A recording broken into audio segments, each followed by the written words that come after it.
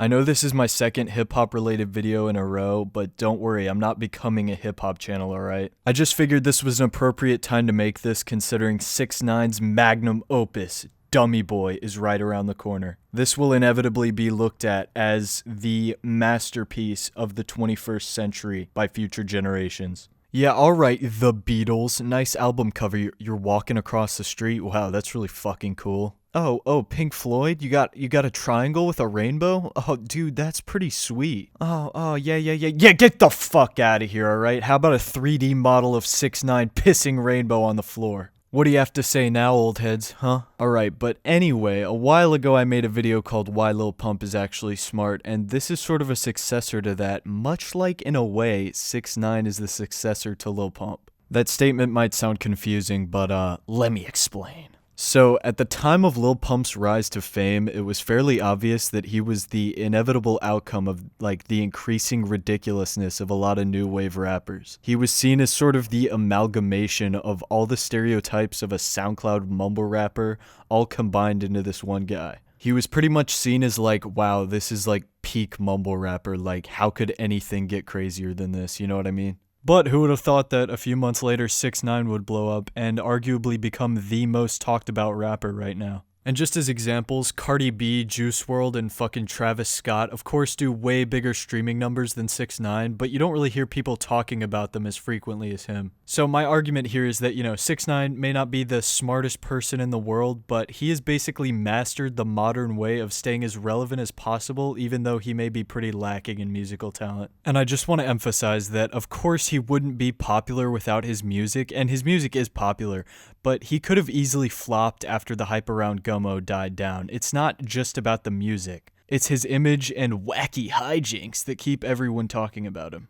Well, it's not just that. In my opinion, there are three major factors that keep everyone talking about him, and I guess I'll start off with the first one and the most obvious one, his image. I mean, I don't really know what there is to say about this one that's not pretty immediately obvious, but he has rainbow hair, rainbow teeth, and 6ix9ine tattooed all over his body. Lil Pump does not have shit on this guy. As I said, when Lil Pump was blowing up, people thought he looked fucking insane, but 6ix9ine just took a shit on that idea. Sometimes with an artist that you don't know that well, you might just look at a picture of them and be like, I think I've heard of that guy, I'm not really sure who that is, but with 6ix9ine, he just looks so unique that, you immediately know that's 6ix9ine. How could you mistake that for anyone else? You're not gonna be like, that's the guy who did Despacito. No, it's fucking 6ix9ine, dude. Alright, so moving on to the most important category in my opinion, his antics. There are so many things I could talk about for this one, but I guess I'm just gonna summarize it.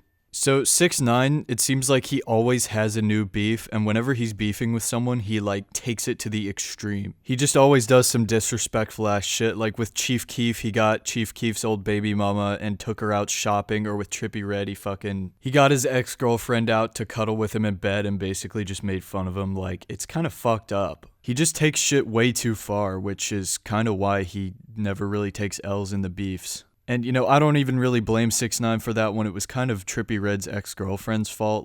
Never trust a thought, but I digress. He really doesn't care who he fucks with. I'm pretty sure YG's an actual, gangster, but, he did not give a fuck.